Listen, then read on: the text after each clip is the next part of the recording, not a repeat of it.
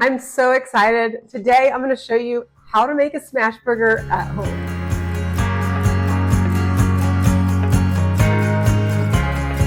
Hi, I'm Carrie with eatingonadime.com, and we're on a mission to help families eat well on a budget.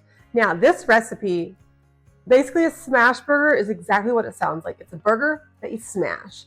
It has been popular in restaurants for ever, basically. Not really, but for a very long time. It has become really popular in the last decade or so. But I personally am obsessed with smash burgers. I grew up in a fast food restaurant where the burgers were smashed. I love the flavor. They're faster to cook, they're packed with flavor, and they're so easy. Now, I love making these on my Blackstone, but you can also make them in a skillet.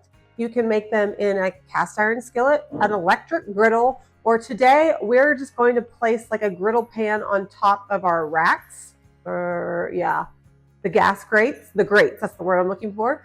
But I wanted you to know that if you go to the recipe, which I have it linked down for you, you will be able to see all the different ways that you can make this, and we'll give you more tips and tricks, because you can make the smash burger 100 different ways with different flavors. Now, I'm just going to give you the original smash burger recipe today, but make sure you go to that recipe so you can get all the ideas. That way you can have burgers every single week.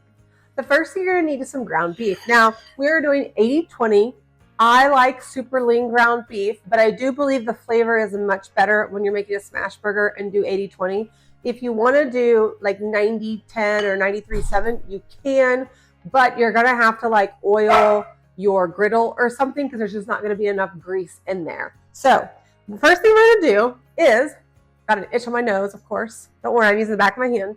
Is we're going to put them into balls about 3 ounces each. So I'm going to use my scale. Now, everything that we're using today, we have it linked. If you have not bought a scale for the kitchen, you're really missing out, because I use this, I swear, daily, all the time. So we are going to zero it out. I'm going to put this bowl right on top and then hit 0 again. Then we're just going to grab a chunk of the meat. We need 1.5 pounds, and I'm going to measure it out. Normally I cut it. I don't know why I didn't do that today. Okay, so we are getting, and I just kind of throw it in there. And then once we get to about that 3 ounces, then we're just going to ball it up. Roll it up into a ball. And then just place it on a platter that you can take to the grill or you can take to the stove. And you're going to do this for every single one. I wanted to show you up close. So I put the bowl on there. Then we're going to hit this button to zero it out. Once it's at 0, that means it doesn't include this weight. Now I add my meat, take off. Okay, that's pretty good. It doesn't have to be exact. And then we're going to roll this into a ball. So when you're baking your balls, I make sure you're not packing them super tight. It's not like you're making a meatball. It's just, you're just trying to round it up, and it doesn't even have to be in a perfect ball. It's just enough to where we can smash them. And don't freak out, this ball is slightly bigger than this one. It's just an approximate. You can't go wrong with a smash burger recipe, so don't stress out about the little things, and get your kids involved. The kids can do these and they love it, and you can be doing other stuff for dinner while they're doing this. But I will tell you that we have made smash burgers. We had 25 to 30 people over here once, and we made smash burgers for everybody, and every single person was obsessed with it, and it was so easy to make.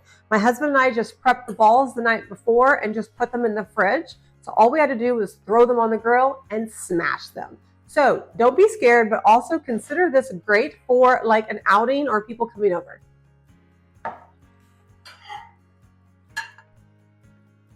Now we're gonna butter our buns. Now, it probably seems backwards, but we're actually going to butter the buns first before we put the beef on. That's just my personal preference, because I don't like my buns when they get all greasy. So if you lay them on right next to the beef, they can get all greasy. So I like to go ahead and butter them, get them nice and warm, and then smash these burgers.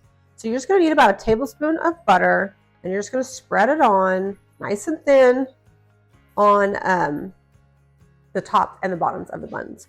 Any kind of buns will work. Today we're using some fun buns with sesame seeds.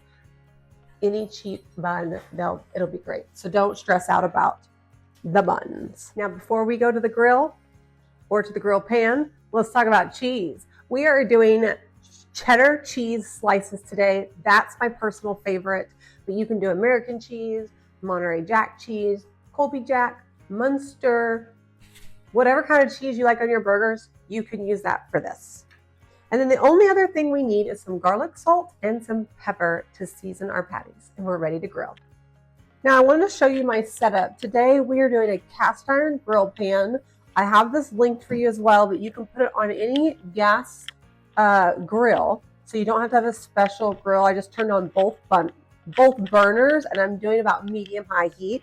Now remember, you can use an electric griddle. You can use, if you have a Blackstone outside, or you can even put a grill pan directly on your grill. So you don't even have to have like a fancy Blackstone. You can just throw something like this. They even have bigger ones that you can just throw directly on your grill and make it work. Okay, so now I'm just gonna place these buns buttered side down. And if you wanna be really lazy, guys, friends, whoever's watching, is you can actually just throw the butter on the griddle and just place these right on top, so you don't even have to butter the buns. But I just think a little bit of butter just gives it some flavor.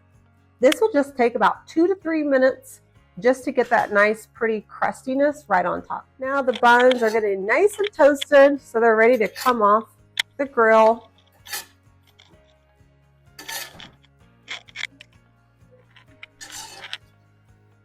Uh-oh, that one got a little too toasty, but that's okay. It's still going to be delicious.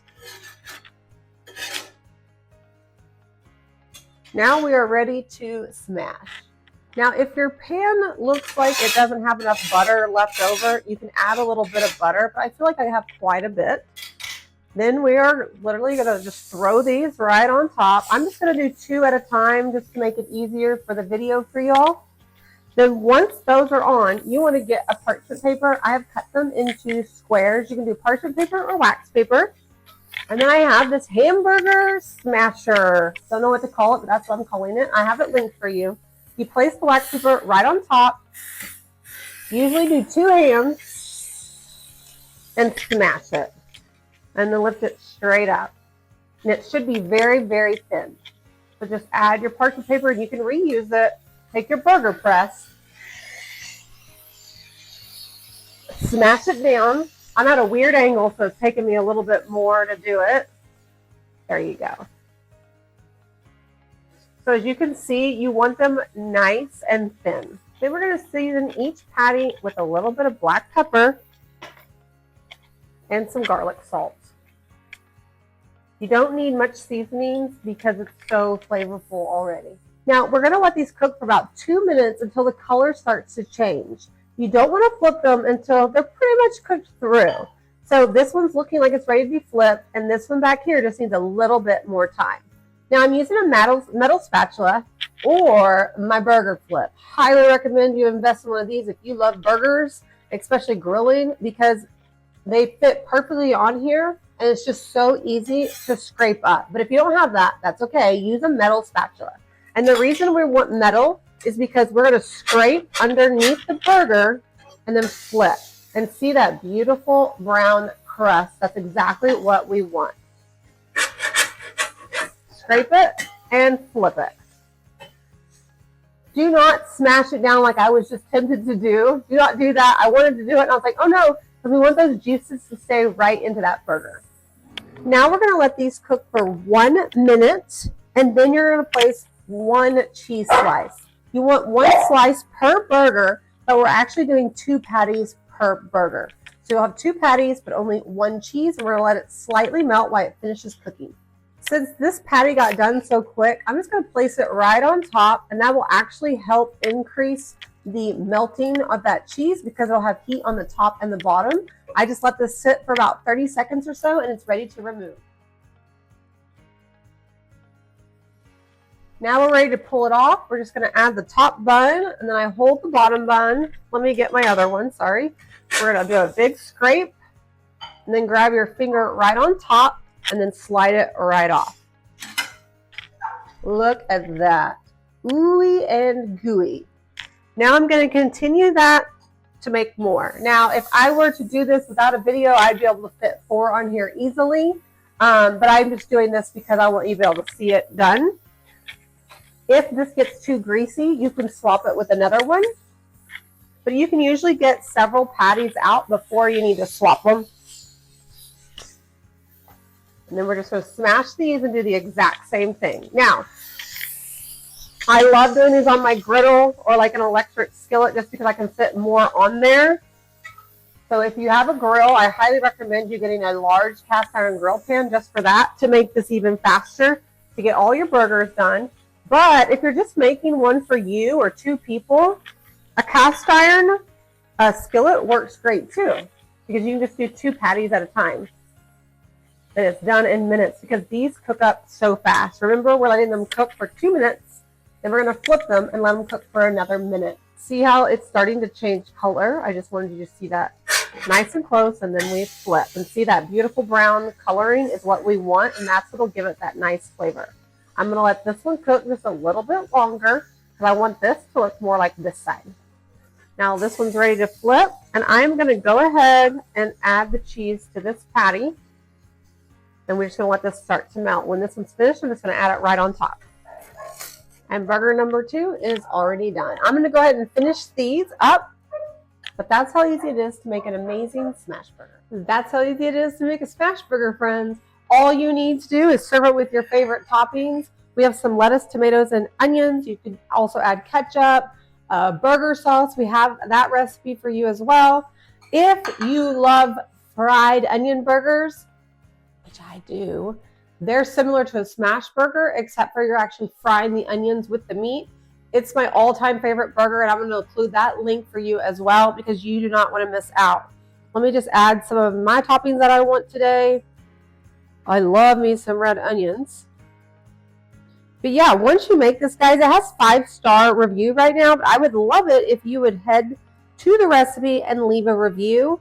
It's a great way. It's kind of like, you know, if you go shopping online, you always look at the reviews before you buy it.